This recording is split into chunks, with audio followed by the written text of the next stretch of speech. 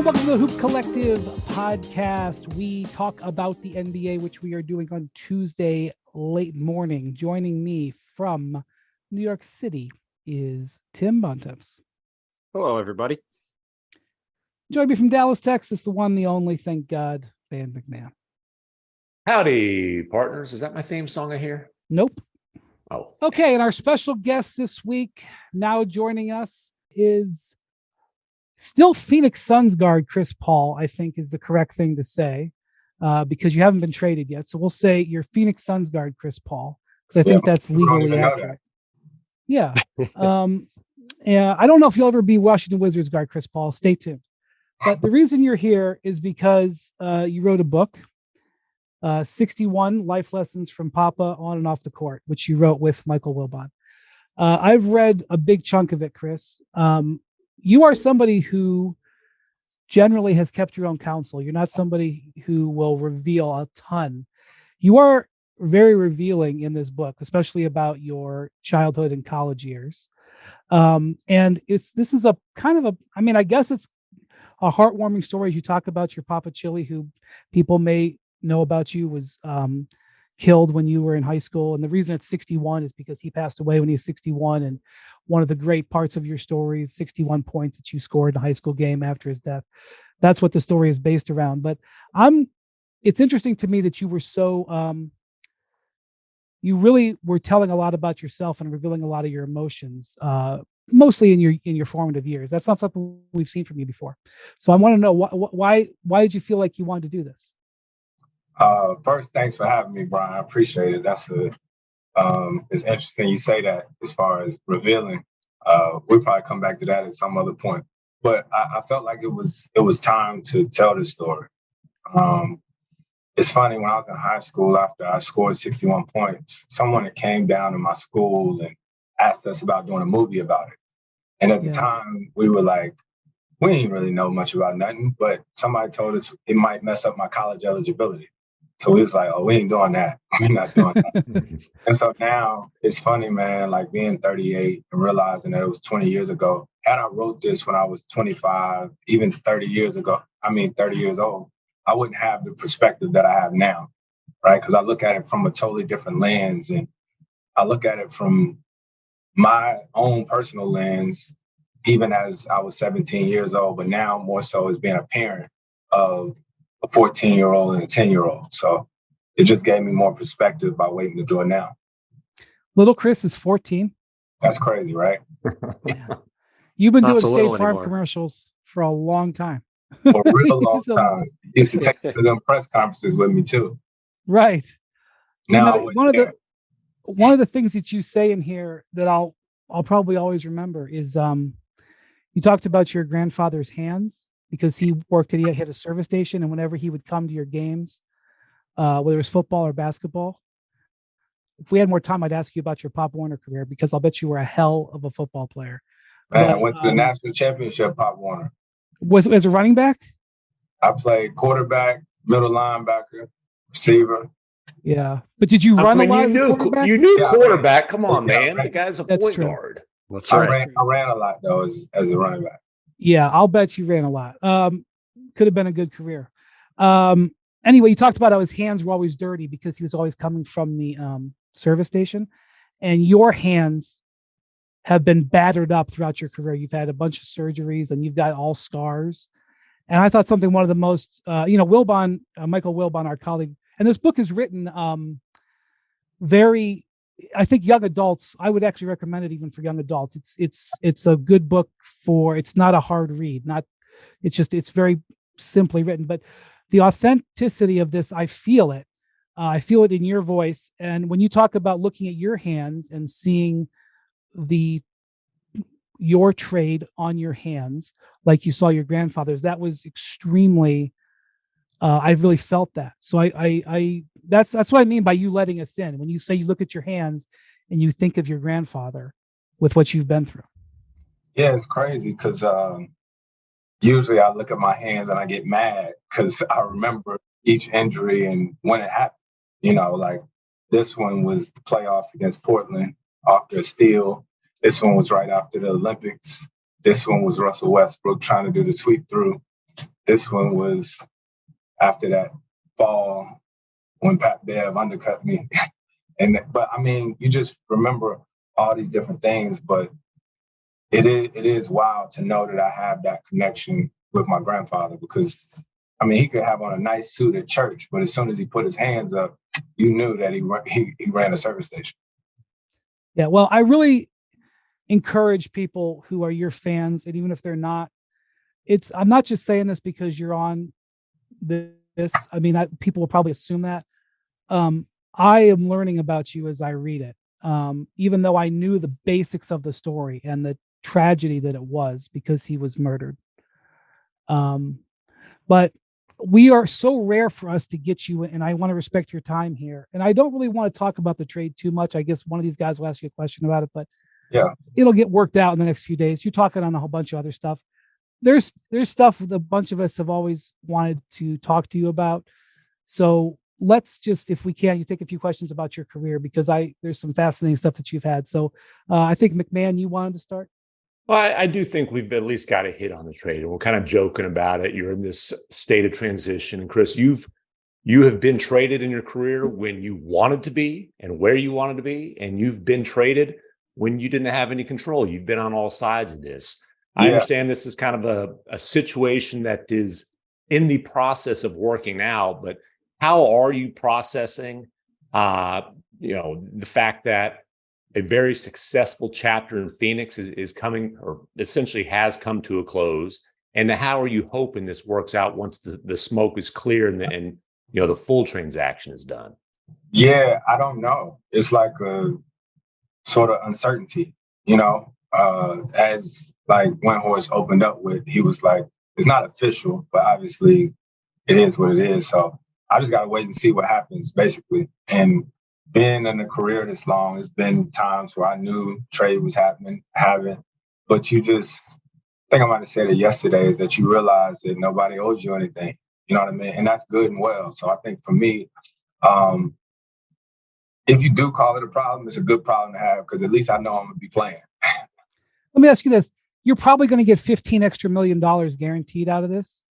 Does that, I mean, I would say that probably wasn't a bad day, because you were looking at maybe getting waived. Does that, you care about that at all? I mean, is that like, well, at least I'm getting, you said you found out on the plane. I hope you were on a nice plane, because you just got $15 million as part of that deal. Yeah, but as you said, I usually don't say too much, because I know a lot more than I know usually gets divulged. So sure, like I'm never going to complain about something or whatnot, but it's not always what you think it is. Well, something that wasn't what we thought it was, I guess, about 11, 12 years ago, when everybody thought you were going to be a Laker. When you talk about things that were going to happen and weren't going to happen. I just will never forget both hearing that trade was going to happen, and then a short time later finding out that David Stern had vetoed it, and then it wasn't going to happen. And I was curious, sort of, what were your emotions like, leading up to that, finding out like, hey, I'm sure you were told, hey, going to go play with Kobe, maybe talk to Kobe about it. And then like, what was sort of that whole roller coaster like from start to finish? I've said a number of times, that's a whole book in itself, the way all of that stuff happened. But and the Cliff Notes version is that it was tough. It was a tough time. I think I said on something recently about how they used to come to practice telling me and D West that the team was moving here, was moving there. And it was a lot going on. And if you know really all the details at the time, we had just came out of the CBA negotiation. So one of the aspects of that wild tweet was the fact that the trade had gotten vetoed. But if you really know the dynamics of everything that was going on, with them telling me that I was going to have to go back and finish the rest of the season in New Orleans, right? I was going to lose my bird rights if I left next season. See, look at this. Now, like, it's all these little details and intricacies of, see, that's why I don't talk that much. Christopher Paul, am I correct in saying, what have you played, 18 years? Yeah. Am I correct in saying that your bird rights have remained intact for the full 18 years? I don't know. That's a good question. I don't know. I think they have. I don't know. The contract. I can tell you they have Okay. stated. We don't have records on this. I believe you have controlled your bird rights. Well, I guess Kobe would have because he stayed with the team. But for somebody who's changed teams, I believe he changed teams 5 times, your bird rights have stayed intact. And what I mean by bird rights, I mean, our listeners know, but the ability for teams to sign you regardless of the cap. And that is like, because I feel like, look, when the Lakers thing didn't work out, you lost control. And I feel like you have been able to control some of the moves, not everyone, but certainly the move from the Clippers, which was next level. You've been able to maintain your bird rights and at least at sometimes get where you want to go for 18 years.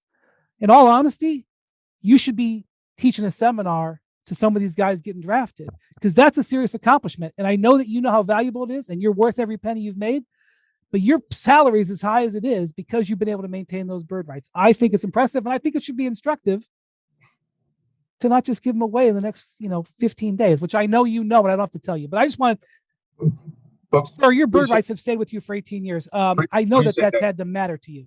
Appreciate that, Brian. But even aside from now, I'll tell you what, coming out of that CBA negotiation when they had nixed the trade, right? When they said this trade isn't happening, that was somewhat of an issue because now if I have to finish the entire season in New Orleans, right? Then when the summer comes, if I go as a free agent, I don't get that extra year. Does that make sense? Totally. Absolutely. Exactly. Absolutely. So that's what everybody they was missing out in this whole situation for all these years is that by nixing it, you were literally making me lose $20 million. And you did it again when you left the Clippers. You went to the Rockets in a way that allowed you to keep your bird rights. I mean, yeah, but it's so much even more to even me getting to the Clippers, but that's for another day. Well, you get into the Clippers. Hey, you had Mark Cuban in Dallas blowing up a championship team, just rubbing his hands together, saying, "I'm getting Chris Paul and Dwight Howard." you let your man Mark Cuban down by ending up with the Clippers, and then opting into that next year and then re-signing there. But you don't even know how that went down, so feel free to elaborate. No. It's all good, but Mark had a great thing going in Dallas, but it was a lot going on at the time. I'll just to say the least. But it's crazy how everything worked out, and I'm so grateful. Like 1,000%, I was excited to play with Kobe. Like we got on the phone. Me and Kobe had got on the phone. I think Trevor Ariza was at my house, and we was trying to figure out if we could get Trevor in the trade too, so he could get back to LA. So it was a crazy night. Well, you were able to reunite with Trevor with the Rockets. And, obviously I covered that team closely. And, that first year, there's all the questions about, hey, Chris and James, 2 ball dominant guards, et cetera, et cetera. All you guys did was led the league with 65 wins. I don't even want to say a hamstring away. That I know that haunts Rockets fans. I know that's a tough memory for you, but you guys were without question a championship caliber team. And then the next year, why did things, go south to the point where, that team had just one more year in it before it was broken up? To be real honest with you, that first year in Houston might have been top 2, top 3, or the best team I ever played on. Like seriously, we were so connected defensively, offensively. And when I talk about basketball, I talk about it because those years I was in Houston, we played the entire season to get ready for one team, for Golden State, right? We played the entire season. Our defensive game plan, our offensive game plan, every single game was to get ready for Golden State because there's a certain way you had to play in order to beat those teams. Honestly, why I believe our team was so different that second year, we didn't bring back Trevor Ariza. Honestly, like I mean that wholeheartedly, and it's so crazy that the way the league works with analytics and all this different type of stuff. Because what happens is sometimes you have executives who will say, "Oh, this guy shoots 45%. And this guy shoots 45%. Oh, they both do this. And then you think that you have the same player, which you don't, you know what I mean? So Trevor was a big part of that team. You know what I mean? Just the way that he could talk to Tuck, he could talk to James, he could talk to me and all of that. And we was really good that next year, but it was different not having TA in the locker room. Well, and Go ahead, Mark. Oh, I was just going to say, you talked before. It was interesting, Chris, having you go through all those hand injuries and sort of remembering exactly when everything happened. You're talking about this Rockets team. You've been on great teams for basically the past 10, 12 years and been close a ton of times and had, various injuries or bad luck happen a bunch of times. Given how you process things and you think about things, how much do you think about the various moments without, I don't need to go through them. You think, all the ones I'm talking about, how close you've been a bunch of different points to getting all the way to the top. Like, does that stuff that spins through your head, or are you able to kind of focus on what's in front? I got 2 kids. I'm married. I got a crazy, amazing family that I'm with day in and day out, and a lot of other things going on. But I think basketball a lot, right? So obviously now, if we was to sit and talk about it or whatnot, I can recall this or talk about this or whatnot. But I've been a firm believer in you remember these different things, but you can't dwell on them. Right? Yeah. You can't dwell on them, because if that's the case, you just sit around and you start telling high school stories, and you know what I mean. You never get back to work. But I'm very aware of everything that's taking place. So the CBA that you negotiated as the prime, one of the prime things you accomplished as the president of the Players Association, is about to expire. During this CBA, we've seen huge increases and flexibility for guys at the top end, increases for guys at the bottom end, parity in the league, which has been the dream of the owners for a long time, 5 different titles, and of course the bubble, where who knows what you and Bob Iger and Adam Silver did. I mean, that's speaking of other books you could write. Yeah, right. If you're going to write with this, if you're going to continue to write with Michael Wilbon with this introspection, I'd like to suggest a multi-book deal coming up, because it would be very good. But I want to ask you about one big thing that you did, and that was the decision to allow the salary cap to spike, which unfortunately built this team, the Golden State, that was hard for you guys to climb over. That's been a huge. Talking about instead of smoothing. Yeah. Mm-hmm. That's what you're talking about? Yeah. Yeah. That when you look back at that series of decisions, how do you feel about the way that went? Man, it's so crazy, because when you say we about to talk about this big situation that happened, I'll be over here like, which one? I know what you mean. I don't want to say it's like PTSD or whatnot, but it's a lot. It was a lot. And so and it was, obviously, y'all know, it wasn't just me. It was an executive committee, and it was constantly for sure happening all day, every day. And I'm gonna tell you, there was so many different things that I was really good at, but there were certain things that this guy may be good at. Andre Iguodala might be good at this one. James Jones, ironically, was my vice president at the time. He was really good at certain things. So we had a lot of back and forth conversations about the smoothing or whatnot. So someone was going to get affected. Right? No matter what, no matter how you did it, certain guys might not have got a salary increase or whatnot, but sometimes that just happens to be your free agent class, right? That's even when the summer come up, and I know everybody be like, oh, it's going to be a lot of money this summer. It's going to be a lot of money. Some summers it's not, right? So I think that was sort of the thinking in it, that you can't fault this guy because his free agency comes up when teams don't have as much money, right? As much cap space. So. What about how the Warriors were able to build the super team out of it? I mean, obviously you can't make a decision for one player, but it's affected the one team more than anybody, I feel like. Yeah, I don't know. I would have to go back and look at all the details of it, but I'm gonna tell you, there's always a different perspective too, because I'm a player, right? Mm-hmm. Right. Yeah. So for me, that was a great team, but for me, I've never really cared what happened, who went where, who played together, and all that stuff. Because at the end of the day, you still got to play the game. I know they were a great team, 73-9 and all that stuff. But at the time, we thinking, I don't care who go play together. We got to play the game. This ain't 2K. You can't simulate it.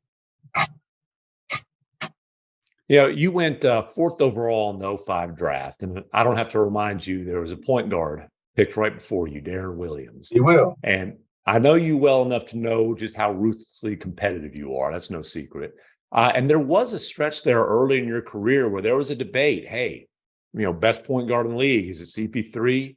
Is it D. Will? I'm curious, what has that relationship been like over the years, when you were rivals to now that, you're still rolling and he's been retired for several years now? D. Will is a really good friend of mine. Always was, and we was always competitive against each other. We played against each other in college.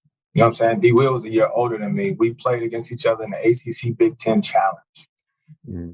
We had just found out we was number one in the country right before we played them at Illinois, and they beat the hell out of us. They beat us bad. And so they had a great team. Yeah, they did. Actually, one of my assistant coaches this past year, in Phoenix, Brian Randall, he was on the team. Yep. I mean, they had D. Brown. They was nice. But me and D. Will talk often. D. Will had an MMA fight or whatnot that he had last year that I actually was trying to get to. We had a day in between games and I was going to go. So when we played in Utah this year, I think D came to the game. So it's crazy how life happens, man. And I mean that because D. Will was the third pick. I was fourth. Raymond was the fifth pick. And then me and Raymond ended up playing together with the Clippers.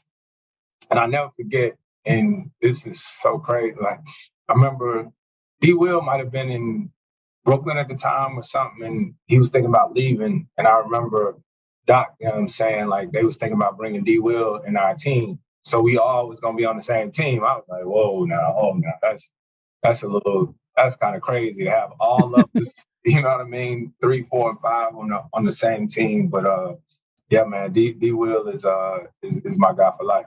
Well, speaking of that draft, I believe there was some thought at the time that you were going to go second, or at least you were maybe thinking you were going to go to Atlanta. Sort of what was draft night like as you were waiting to find out where you were going to wind up? Man, I just knew I was going to Atlanta. I knew I was going to the Hawks. It was crazy because I worked out for the Hawks and I worked out against y'all know Aaron Miles? Oh yeah. Yeah, for sure. He was in Boston this past year. Yeah. So I worked out for the Hawks against Aaron Miles. And because I was a top pick, you really ain't supposed to work out against people. You know what I mean? And I remember when I went to work out for Charlotte, I went and got in the car and Tony Douglas was in the car. And I was supposed to be working out by myself. And my agent was like, get out the car. You're supposed to be working out by yourself. I was like, hell no, I've been waiting to play against somebody. Same thing against Aaron Miles. My workout against Aaron Miles was so good, so good. So I thought I was done with workouts. Worked out against Atlanta, went to the Omni Hotel. I'm like, cool, I can go back home, done with these workouts. I don't know if y'all know this, but then New Orleans called. New Orleans called my agent and said they wanted me to come work out the next day. And I was like, nah. I said no because they had the 4th pick. Charlotte had the 5th pick. And at the time, I was like, if I drop all the way to 4, I'd rather go home to North Carolina with 5. Right. Yep. They said, nope. They said, he need to fly in here and tell us that. Delta flight, blah, blah, blah to New Orleans. We're now boarding. What'd you say? Delta flight to New Orleans, now boarding. So they told me, they was like, you need to come out here and tell us that yourself. Yeah, they was like, if you don't come out here and work out, we're going to pick you anyway. Oh. So I flew out and I worked out and I asked him to take me by Byron Scott, who I'm so grateful for. So grateful for B. Scott. That is my family for life. Him and Alan Bristow took me to TGI Fridays. Alan Bristow. What? Yeah. In New Orleans? They took you to TGI Fridays. Yeah. Then I went and worked out. And I don't know how to throw a workout. Y'all used to hear people say they throw workouts, miss shots, stuff like that. I killed not really how you're wired. Yeah, I don't know about that. I don't know about all that. So I killed the workout. Didn't even stay the night. Big Shot, who's still the manager now, the equipment guy for New Orleans, took me on the way to the airport. He took me by Bourbon Street because I just wanted to see that. Then he took me to the airport.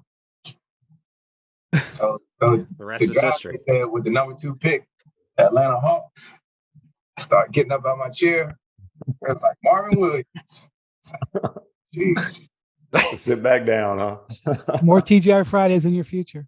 And New Orleans ended up being the best thing that ever happened to me. You guys ran an offense that was ahead of your time there. Where in New offense, you guys would run high pick and roll. What was out? Spread the floor. We used to run. It was kind of like it was called forwards out, right? So we used to start like with a dribble handoff, then you swing it, then you do the chin action, right? Chin action, New Jersey used to run too for Vince Carter, right? So chin action is you swing it, the guy at the top swings it, he cuts off the big to the baseline, then you hit the big, then the guys come off pin downs. Mm-hmm. We used to run that, and then we used to run the Lakers triangle offense. So we called it low post, same side. You threw 400 lobs to Tyson Chandler, and you knew where David West was going to be on the mid range, and Peja Stojakovic and Mo Pete, and you could run that offense in the dark, and it was a math problem. You'd come off the screen, you'd see what they do, and you'd make the right play every time. It was an awesome offense. It could have gone farther. You know what? That the snake in the ball screen or whatnot, right? So Dr. Jack, who passed away a couple years ago, you know what I'm talking about? Dr. Ramsey. Dr. Jack Ramsey, yeah. Coach Ramsey. I always appreciated him because some people just like every time he used to see me, he used to come up to me and be like, you started that cutback, that snake in the ball screen. And so I was playing in New Orleans and I didn't used to shoot the ball that well. And me and Tyson just started that one day of practice because he started setting the screen a certain way and I would cross grain. So then it forced me and Tyson to be on a 2-on-1 on the big. Well, I think that offense is ahead of its time. I'm not an X and O expert. You just lost me about 4 different times talking about chin action, but we're not going to go very far if you and I are talking X's and O's. We know you got to go, but before you do, you've been away from your family during the seasons for years now, basically since you got traded to Oklahoma City. Is that right? Yep. I know how important it is to you. You told me you've got a 14 and a 10-year-old. I've got a 5-year-old. I have problems. I just got off the playoffs where I was gone for so long. I have problems, so I understand. I have to believe that playing with your family has got to be a priority. I'm not asking you to break news here, but it just makes sense. Who live in Los Angeles. I'm going to tell you the truth. Like one thing that I'm fortunate to have, right, with my wife is that we really talk to our kids, right? They're 14 and they're 10. So especially like my son, my daughter, she don't care too much. She be in her own world. She is an angel, but you tell her she'll figure it out. But my son is cool because he's at an age where he's very aware of everything that's going on. So when things come up, or it was even a possibility of a trade for me, we talk about what this contract could look like, what that would look like, living here. If you take this much money, where it live here. So he is very aware of everything. And I appreciate that about him, about my wife. And so he's talking about his inheritance. You might not care about the 15 million. He does. He set himself up to be the Players Association president in about 15 years is what's happening. Yeah, right. Yeah, right. Oh, that inheritance tied up in so much stuff. We don't know. Are you excited to watch him go through high school and play, Chris? I am. I'm excited about it. And my daughter. You know what I mean? Like I don't know about y'all, but my folks didn't miss anything. My dad coached me football, basketball, and he had a regular job. You know what I mean? So the fact that they made a way, with just regular means of income, it's just, you want to be as present as possible. But like I said, my family knows me best. So they know what makes me tick and what makes me go. So they know and they'll be a part of any decision that's made. All right. Well, you got to go. You on your book tour. Thank you for your time. I think it's going to work out for you. Who knows where you'll end up on Friday? It may not be Washington. I'll leave it at that. And thank you to your agent, Jess Holtz, for making this possible as well. She's an avid listener and supporter of the pod. So Is she? she'll be mad at me in another 3 or 4 days about something, but it'll be okay. That's right. Avid And, listener, supporter that's conditional. That's fair. Let me rephrase that. Thank you for your time, Chris. We'll see you out there on the NBA road. More Hoop Collective podcast after this. Did you know YouTube TV is more than cable for less than cable? That's right. YouTube TV has no long-term contracts or hidden fees, and it even lets you catch up to the live game with key plays. This is an excellent feature. I don't even know how they do it, but it's excellent. I highly recommend it. With a lineup of over 100 channels, you can watch live TV just like cable. Signing up is simple. Get started in minutes. So what are you waiting for? Try it free today at youtube.com/NBA23. New users only. Terms apply. Cancel anytime. Hey, don't forget that during the draft on Thursday night, come check out some of our Hoop Collective crew, as we'll be streaming live with reaction to the first round of the NBA draft on the ESPN YouTube channel, Twitter, Facebook, and more. Check out the Hoop Collective Draft Show.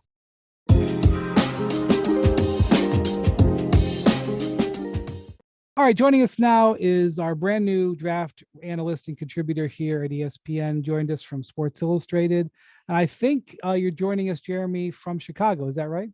Yeah, correct. Yeah, grew up here, live here. Happy to be here. All right, this is Jeremy Wu. It's good to talk to you. I think this is the first time we've met over Zoom, I don't know, or over audio. So welcome. And I'm actually really happy to have you on today, not just because the draft is on Thursday. And as anybody who listens to this pod knows, I know next to nothing about the draft. So I've got very little. You're going to dominate this section because I know very little about it. But you and Jonathan Gavoni released a new mock draft on Tuesday. And so we've got the freshest analysis and information in here. And this is Jeremy, you've covered, I don't know how long you've covered the draft for, but this is more of a spicy lottery than I feel like we've seen in the last few years. Not that I'm an expert on it. Yeah, absolutely. I mean, right at the top, obviously, we've been talking about, possible, trades at 2 and 3 now for, a week or so, but really all the way down. And I think that has to do also not just sort of like the flatter nature of the draft class, but just the supply and demand with draft picks, where you have so many picks concentrated with really a handful of teams. Indiana, Utah, Charlotte, Brooklyn has a couple first rounders. These teams, a lot of teams with multiple picks. A lot of those teams are teams that already have young players and are sort of in the process of building, don't necessarily need all the picks. And then obviously factoring in the impact of the new CBA, how that impacts particularly higher paying teams and their draft picks. I think there's a lot of incentive for people to move around. I feel like every year I go somewhere and I say, oh, there's going to be all these trades, and then nothing happens. But I do think this year is more behind that than normal. Yeah. So the drama in this draft is going to be with Charlotte, with the number 2 pick. And for the last 2 mock drafts, you guys have Brandon Miller from Alabama, small forward, great size in there. And look, by the way, I am fully aware that this is not an exact science, because at the top of the draft, I am having conversations and talking to teams all day long. And there is uncertainty here. And I assume there's some level of uncertainty in the Charlotte organization itself. But you, for the second straight mock, you and Jonathan have Brandon Miller at number 2. That is a huge decision. And I thought maybe you could elaborate as to why it's such a big decision between him and Scoot Henderson, and what you think is going into it for Charlotte going into Thursday night. Absolutely. Well, I think, coming into the year, it was a lot of Scoot talk at number 2. And I think we've sort of seen this unfold over the last several months. Teams sort of came to the conclusion that Scoot, his season with Ignite started off amazing with his head-to-head performance against Wembanyama, but then sort of was up and down, wasn't overwhelming for a guy who was in his second year at that level. I think people were hoping for more, and that kind of left the door open, right? And then you saw Miller have an excellent season at Alabama, off-court situation notwithstanding, but just purely talking about his play, was the best freshman in college basketball. And as a tall shot-creating wing, those types of players are always in demand. So I think you've sort of seen that unfold here with the team now landing at number 2 in the lottery with Charlotte, where they have LaMelo Ball. It's not a clear-cut choice one way or the other. There are teams that have Miller at number 2, and I think what I've heard seems to be that is the more likely direction. I don't think it's a done deal.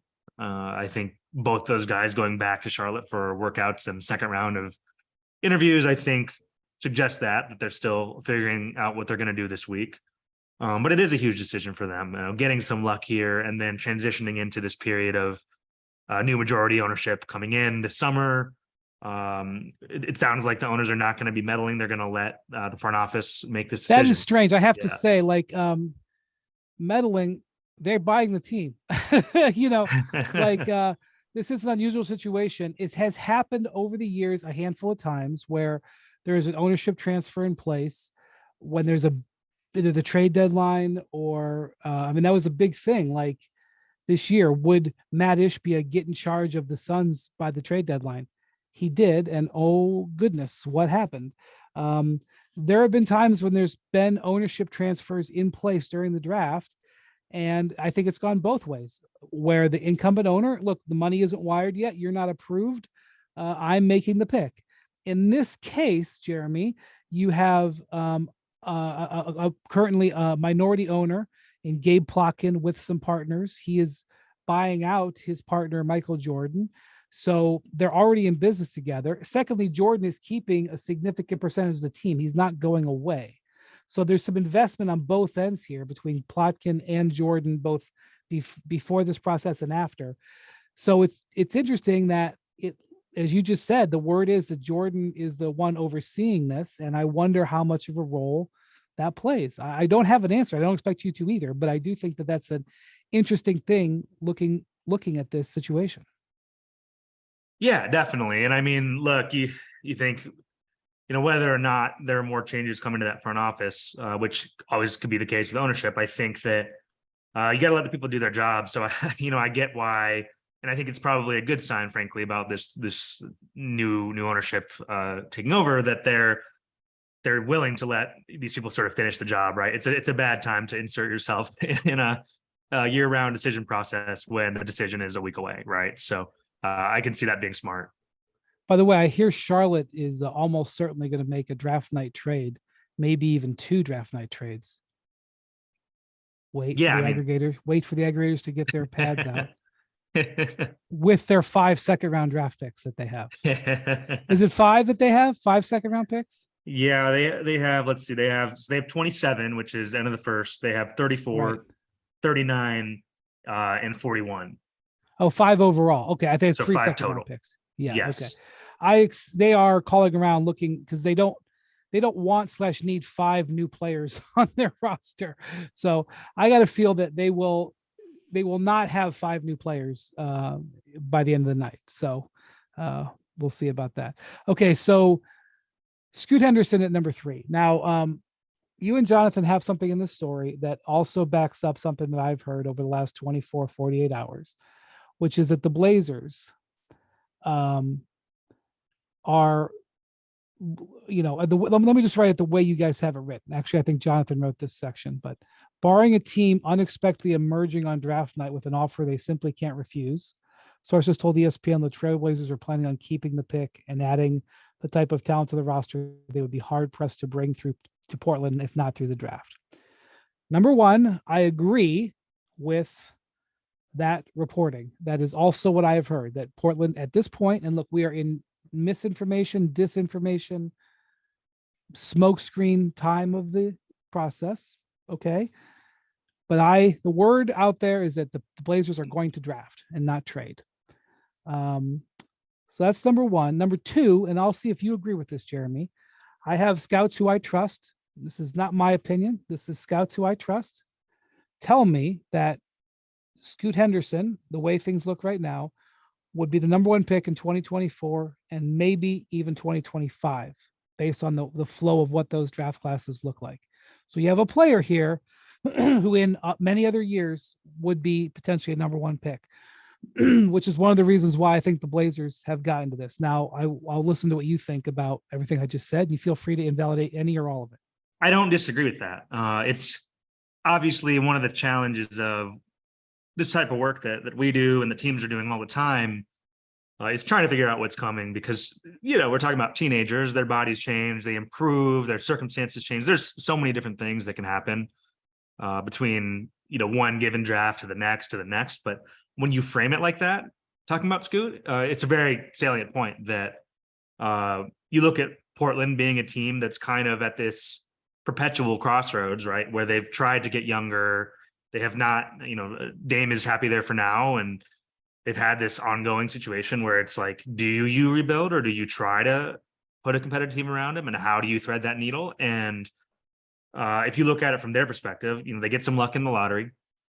You get a player or a chance at a player here with Henderson who you weren't expecting to have, who can maybe be the face of that next era.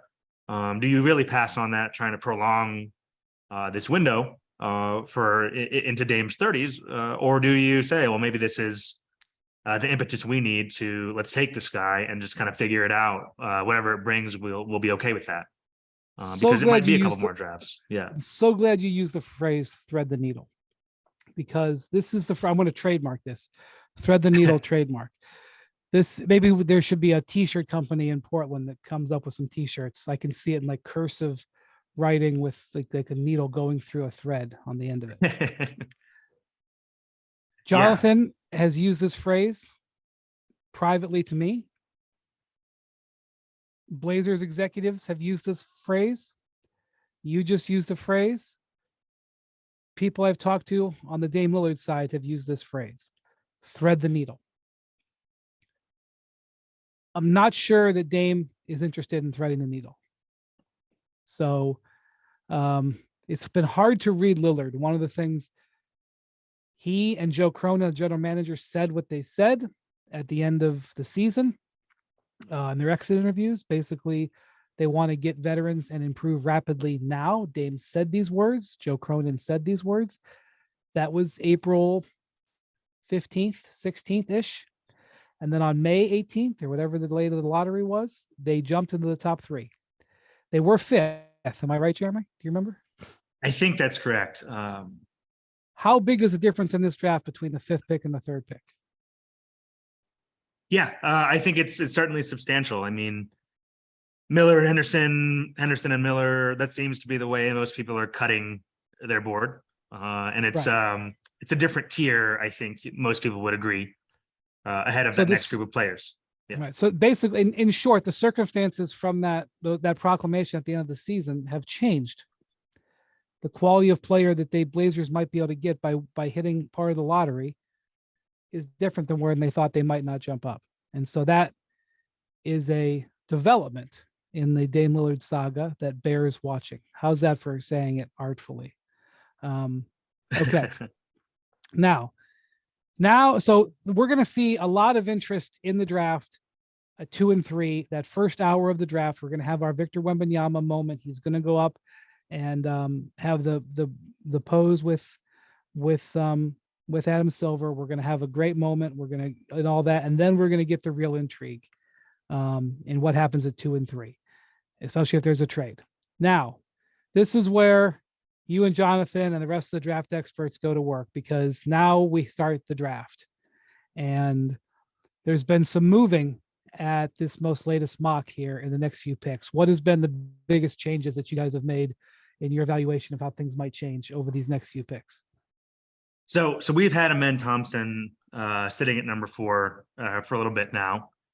We haven't changed that, but I think the most interesting thing for us going into this week is the situation with Cam Whitmore, who I think maybe as of a week ago or so, I think a lot of people were penciling in at 5, maybe even 4, but more likely 5 to Detroit.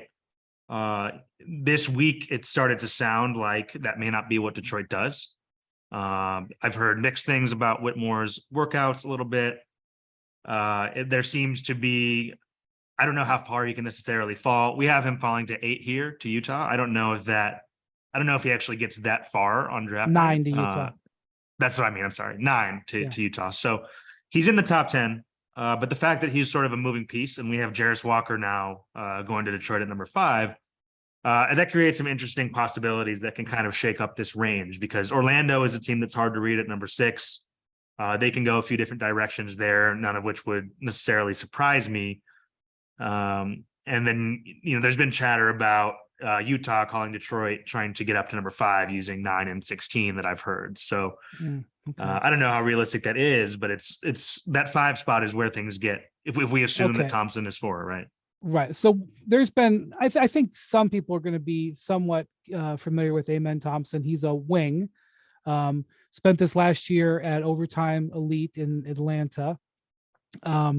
And he's a player who, how would you describe him, Jeremy? He's got excellent size and known for his playmaking and defense, but not so much as for his shooting. Is that a fair assessment? Absolutely. Yeah. I think he's maybe the best athlete in the whole draft, just in terms of run jump skills. He glides on the court. He is great in transition. Has sort of fashioned himself into a player who people think can be a point guard in the best case. And those type of, tall, fast point guards who can get to the paint, and really pass. I mean, those guys can be pretty game breaking if it works out. So you can see the upside with him. But the shooting, I think, is then the big question of, if he doesn't shoot, what does this look like? Right. I think it's something that I've used sort of the Ben Simmons quandary as kind of a point. A shiver right? just put up my spine if I was a Rockets fan. By the way, just to give you some intel on the Rockets, I've most recently heard there was a while where the Rockets thought they might move this pick. From what I understand, there, and you can feel free to dispute me on this or give information. It doesn't sound like the Rockets are really looking to move this pick anymore. They are looking to move maybe some other players on their roster to free up some cap space as they go into the free agent market. But it's my understanding they're going to stay put here. For all this talk and discussion about trades, I think the first 4 picks could go without trades. I suspect that as we sit here and do right now. Yeah, no, I don't disagree with that. I think in some ways it's a luxury for Houston, right? Because you kind of know, no matter what happens in front of you, you have a pretty good feel for who the first 3 picks are going to be. And if it goes off script, well, then you will be comfortable taking whichever of Henderson and Miller would shockingly fall to 4, right? What is the difference that you see in primarily difference between Amen and Asur? Is Asur? Is that how you say? Asar. Yeah. Amen and Asar, his twin brother, who you've got going 6th to the Magic. But what is the primary difference between the two? We've seen this over the years with twins picked close together. I mean, the Morris brothers went, I think, a pick or 2 apart in whatever year there was. Obviously, the Lopez twins both went, I think, in the lottery. Brooke, I think, was the 3rd pick, and I want to say Robin was 10 or 11. We've seen twins go high like this before. What is the primary difference you see in them as prospects? Well, it's funny with twins. It always takes a little bit of time to figure this out, particularly when they're identical size, very similar. They play on the same team. The way that I've kind of sort of boiled it down, and it helps, I guess, having seen them play together as well. It helps on one hand because you kind of know what roles they prefer because they've been playing together their whole lives. So Amen is more of a point guard, more of a distributor, likes to have the ball in his hands. Asar can do some of those things, but he's more of a scorer. He's a little bit more comfortable catching and shooting, so he's more of a wing who can play off the ball more comfortably. Defensively, I think Asar, and they've told me that too. They both told me that, probably a year ago when I talked to them about it, trying to figure out, how they grew up together. Asar is always the guy who took the tougher defensive assignment. So they both have potential to be very good defenders, but I think it's more ingrained in Asar to sort of be the perimeter stopper, right? So you could say Amen is sort of the big jumbo point guard playmaker, where Asar is more of he can play on the ball and he can pass, but he's more of he slots more neatly into that traditional perimeter scorer, perimeter stopper, 2-way type of wing role. Okay, so it kind of sounds like the draft really starts at 5, right? So tell us the difference that you see. You've got Jarris Walker from Houston, power forward, going number 5 right now to to the Pistons. It sounds like you guys are working real hard on deciphering whether or not that's going to end up actually being there. And then you have the possibility, you mentioned Cam Whitmore, who's a wing out of Villanova. Can you talk sort of about what you think Walker is and why you think Whitman is sort of like the big swing guy in this lottery? Yeah, well, I think Walker is definitely the safer play. Physically, he's off the charts. He's excellent defensively. He played a role at Houston that's pretty similar to, I think, what teams will ask of him in the NBA, where he kind of covers a lot of ground on defense. He's a big guy. He can switch a little bit. Has some good sort of offensive framework in terms of he can pass pretty well for a big guy. Can handle a little bit. He can play on the perimeter a little bit. His offense is still a work in progress, right? He still sometimes wavers as a shooter with his confidence, but he can make open shots. But that's the guy you're taking. You're hoping that he develops offense that catches up in a way that's complementary to your stars. You're not going to rely on him, I don't think, to be a top option. But the array of things he can do as a power forward who can maybe toggle down to the 5 sometimes, maybe toggle up to the 3, depending on who's on the floor. I think that's pretty valuable whenever you have guys who are that big that are versatile. Whereas Whitmore, I would say, is more of a scorer. He's a little bit more explosive of an athlete, not as good in terms of feel, not as much of a playmaker, and not as much of a defender. I think a little bit was underwhelming at Villanova, but the upside there being a little bit younger, being more of a shot creator is interesting. Yeah, so it's the interesting thing here. The Pistons do not need more bigs, so it's interesting if they would go with the power forward instead of a small forward. And then one team that is definitely on the lookout for a 4 in this draft and in free agency / the offseason are the Pacers, who have the 7th pick. And there were some folks who thought that Walker might end up being a Pacer. And if Walker is off the board here, that Taylor Hendricks, who's another power forward out of UCF, might be their pick. I think they could be in the market for a guy like Grant Williams. They've got salary cap space, and Grant Williams is a restricted free agent. But you have Hendricks going to the Pacers at number 7 with Walker off the board in the most recent mock. What do you see about him and the Pacers? Yeah, Hendricks, I think, falls right in line with what you said. They are looking for a power forward. I think they are hoping that Walker makes it to 7. I don't know that he necessarily will, as we just talked about, but if he's gone, Hendricks is a very different player. He's not as bulky, he's not as big, but he is more of a shot blocker. He's a much better shooter, has some untapped upside as sort of a late blooming guy. Did not come into the year someone people viewed as a first round pick whatsoever, right? And now here he is, maybe going in the top 10. But the other thing I've heard about Indiana is they're open to potentially moving that pick. I don't know what the likelihood is, but I know there's interest in adding a bigger wing. I don't think they want to overpay to do that. But they do want to be competitive. And I'm curious if Walker is gone, whether they do end up just happy with Hendricks or they do look to maybe move that pick in some respect.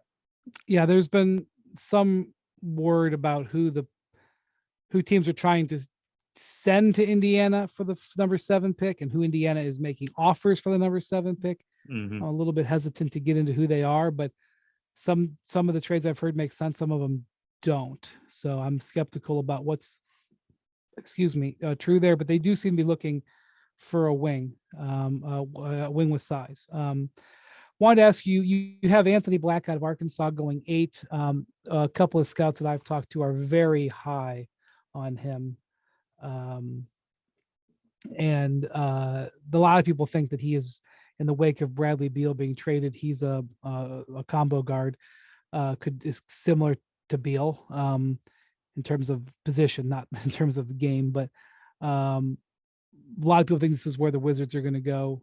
Travis Schlenk, who is both Will Dawkins and Travis Schlenk, who Michael Winger hired to be his right-hand men in Washington, both of them known for their their draft acumen, particularly Travis Schlenk, who was drafted very well at Golden State, and then as the Hawks general manager, getting their first choice here. What do you think about Anthony Black? Why do you think it makes sense for the Wizards? Black is one of my favorite guys in the draft, honestly. He's someone I think in a vacuum might take higher than this. I am always careful to not. I try not to let my own opinion on players kind of color like what I think will happen in the draft, because I've made that mistake in the past. But I just think he kind of fits where the game is going right now, where everybody wants these big jumbo perimeter guys who can pass, who make good decisions, who can handle and create for teammates. Black is very unselfish.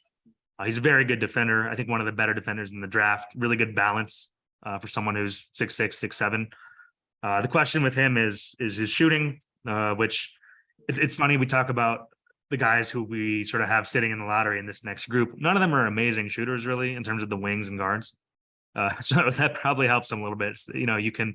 Someone made that point to me the other day. If you're talking about Black versus, say, Oscar Thompson, it's neither one of them is a great shooter. So it's hard to hold it against either one relative. But I think Washington would be a good situation where he can really develop as an offensive creator, sort of have the keys, have the freedom to make mistakes and learn. Building his confidence up is going to be important. He's a guy who was sort of a late bloomer and was, I think, way better than anyone even expected at Arkansas this year. But someone I think whose upside probably goes a little bit underrated, in my opinion, just in conversations. But there are definitely has fans around the NBA who believe in him as well. Right. And one of the reasons why people think it's Washington, and I don't know why you guys think it, but was because he went to Washington for a second workout, which historically second workouts can mean a lot of things. They can be like, oh yeah, we really want to see this guy and we want to bring in our owner, etc. Or it can be like, well, it's just the cost of a Uber and a black car and a flight, and we can potentially throw up a smoke screen. So I don't know what it is. This is the first draft for Michael Winger. I don't know, but maybe it's legit. Maybe it's a smoke screen. Wanted to ask you about a couple of their prospects in the draft. One of them is Grady Dick, who is out of Kansas.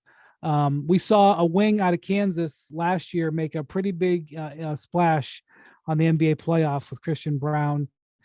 Grady Dick, good size, good shooter. You've got him going 11th to Miami. I think this is a guy that people are going to be interested in. What do you think about him? Definitely. Definitely someone who I think projects to go in that back part of the lottery. I think just when you see a guy who has the type of prototypical frame that Grady has, and the elite, potentially elite skill with his shooting, that's not the type of player teams tend to overthink, particularly not anymore. So you kind of know what he's bringing. I think Dick is probably a good fit. We have him at Orlando for 11. I think if he's there, someone they'll definitely think hard about. I think should he fall, I think Oklahoma City would be interested. I think Toronto would be interested at 13. I think New Orleans, if he made it to 14, he's also someone they could use. So someone who is just kind of an easy fit on a lot of teams, just because of just the universal value, I think, of having a 6'6", 6'7" guy who can really shoot, who teams have to account for. And I think that's something that he'll be able to bring right away as well. Let me ask you about another guy, only because I've seen him play a handful of times in person. Bilal Coulibaly from Metropolitans 92, Victor Wembanyama's teammate this year. He's 18 years old. He's 6'8", 7'2" wingspan. I got the opportunity to watch him play several games, including some of their junior games, and was got to see him in practice. When I was over there was a number of executives who were not there to see Wembanyama specifically, but also to see Bilal, who were very closely watching him.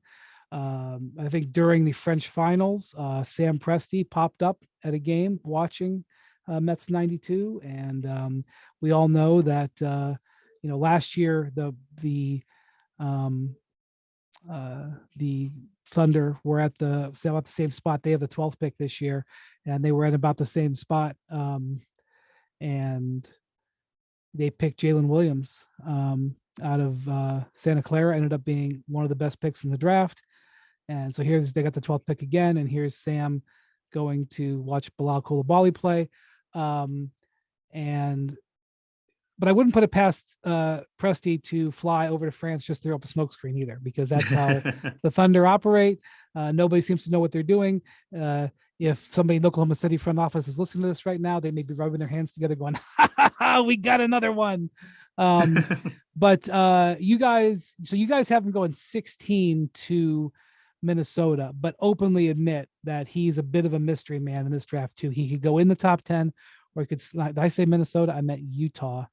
Via Minnesota pick, one of the returns from the Gobert trade. What do you think about, I know you recently went to France as well.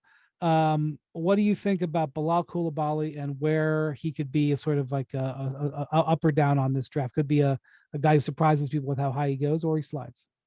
Well, I'll tell you, I mean, his rise has been really, really interesting to watch. And I don't know when you and Jonathan were over there, how it was for you guys in terms of how he played. But when I was there that was back in November when I was in France reporting that for Sports Illustrated, Bilal just seemed like sort of so far away from being a first round pick, just in terms of the game I saw, what his role was in the team. They weren't even sure if it would be this draft or next year's draft, but he just has come on in such a big way for that team. And I think he's taken advantage of a couple of things. One, being Wembanyama's teammate in the playoffs, everyone's watching, being 18 years old and looking pretty ready.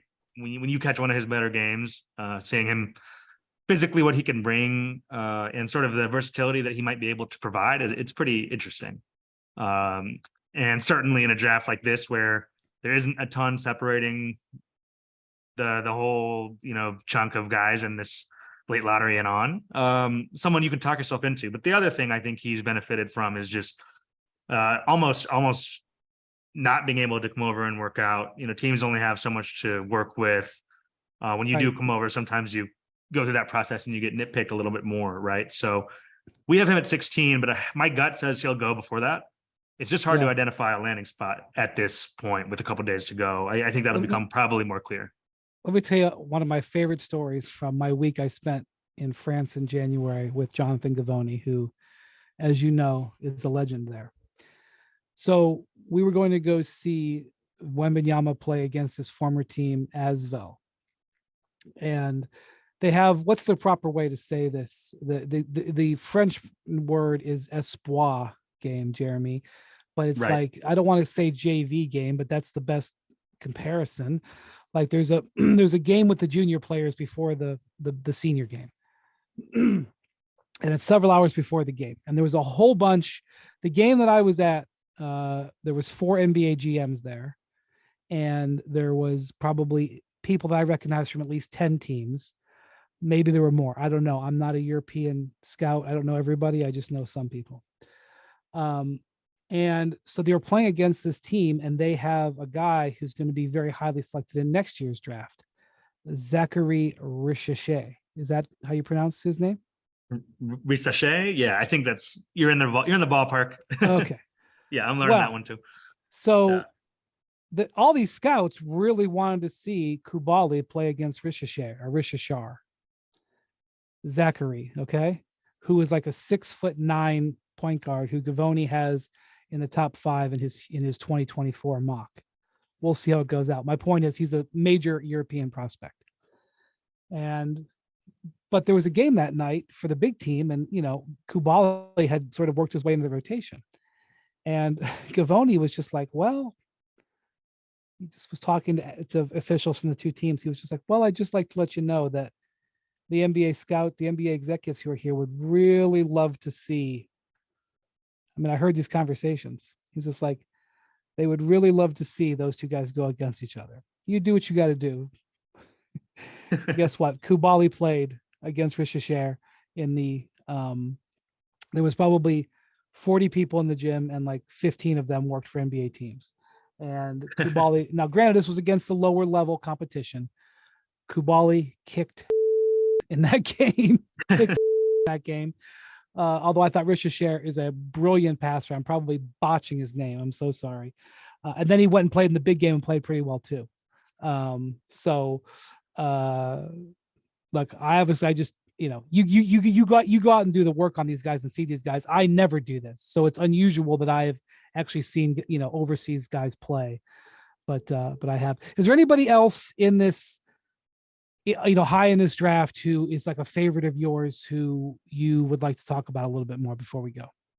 Definitely. Yeah. I mean, I think this guy is also one of the more interesting names right now is Kobe Buffkin, who kind of caught my eye early in the season at Michigan. And then by the end of the year, it was like very obvious that he, and not, on the team with Jet Howard, who started the season being Juwan Howard's son, having a little bit more of a acumen with scouts. Well, Kobe sort of eclipsed him as Didn't the top he get prospect. hurt during the season, Jet? Jet had an ankle injury, I believe, that was bothering him for a lot of the time. Right. But as that happened, we saw Kobe Buffkin kind of come on as, in my opinion, probably the best prospect in the Big Ten. Just sort of this like ball of energy, kind of good at everything. Maybe not ready to be a point guard yet in the NBA. Maybe not like great, like high level shooter yet, but just like not a ton of weaknesses. Rebounded really well. I saw him play here at Northwestern, which is a good place to see. Teams like to come there because it's quick. You get in and out of Chicago fast. You can see these games. And Kobe really, I think, sort of wrote his own discourse here where it's like, oh, actually, like maybe I'm a lottery pick. And then I think his pre-draft process has reflected that. He has not worked out a ton of places. Has interest as high as number 8 in the lottery with Washington. His range probably goes from there to the back of the lotteries now. So, but he's someone I think the upside is maybe not discussed enough, but someone who could end up being a really good player. He's a sophomore in college, but younger than some of the other freshmen that are in this draft, and just really broke out in a big way. The type of guy who I think is moldable depending on how you want to develop him, and someone I'm excited to see sort of how his career is going to go. Yeah, Michigan kind of had an underwhelming season this year, considering they're about to have 2 guys picked in the top 20. Yeah, I think is fair to say. Or anybody else in sort of the, I'm not going to go all the way down, but anybody else in the back half of the first round that, people should keep an eye out, maybe a guy that you like before we go. Yeah, I think one interesting trend, and I'll just point to this sort of is in the scope of the draft. If you look at 17, 18, 19, Lakers, Miami, Golden State, those are teams that are, perennially trying to be competitive. A lot of teams are wondering, will there be older college players who go in that range, right? And could you see some of these freshmen who are maybe higher in reputation and upside, but could you see those guys fall into the 20s because of how this draft is lined up? And a couple of players I like are in that range who I think have had really good positive pre-draft processes is Brandon Pajemski from Santa Clara, who played well at the combine. I have to say real quick, really Jeremy, well. I'm pretty sure Santa Clara didn't have a first round pick or maybe any draft pick, but any first round pick between Steve Nash and Jalen Williams. And now they're going to have first round picks in back-to-back years. Pretty amazing. Pretty amazing. Sorry. Yeah. Go on. No. But I think he's worked out really well in a lot of places, beginning with the Lakers, Golden State. Those 2 teams have come up a lot for him. I think he's someone who's kind of earned this with a good pre-draft process. He having been very focused on what he needs to do to improve his stock. So I think he's an interesting one to watch. And then Jaime Jaquez from UCLA, I think also now seems to be sort of ticketed for the top 25. This is a player who I've loved since, I guess, a few years ago in the NCAA tournament, watching UCLA when he was, I think, a sophomore playing in the NCAA tournament. Yeah, he's a 4-year player, small forward. You've got him going 25th to the Grizzlies. The Grizzlies, as you know, drafts very well, especially in the 20s. And I gotta say, Rob Pelinka has a very good track record of drafting when he's had draft picks, he's done well. He hasn't had too many draft picks. When he's had draft picks, he's done well as well. You're talking about a guy who could go to the Lakers at I think 17 is their pick. Yeah. So, okay. Well, thank you very much for all of your insight and expertise. And I'm sure we'll be hearing a lot more from you this week and onward. So, and I expect this mock draft to hit 100%. And if it doesn't, I'll be disappointed. Well, we try. I did Thanks, a mock Brian. draft like 2000. Yeah. I was like, back when like you're a beat writer, and when I was working in Akron, I did a mock draft in like the 2004 or 5 draft or something, and I literally got like, and back then I think there's only 29 teams. I think I got one pick right. One. And after that I go, nope, don't know what I'm doing. So I respect the work that you put in, Jeremy, and thanks for joining us. Anytime. Thank you. Appreciate it, man. Okay. Thank you to Jeremy Wu. Thank you to Tim Bontemps. Thank you to Tim MacMahon. Thank you to Jackson and Bruce, our producers. Thank you to Jessica Holtz from CAA. And thank you to Chris Paul, who his book is called 61 Life Lessons from Papa on and off the court with Michael Wilbon.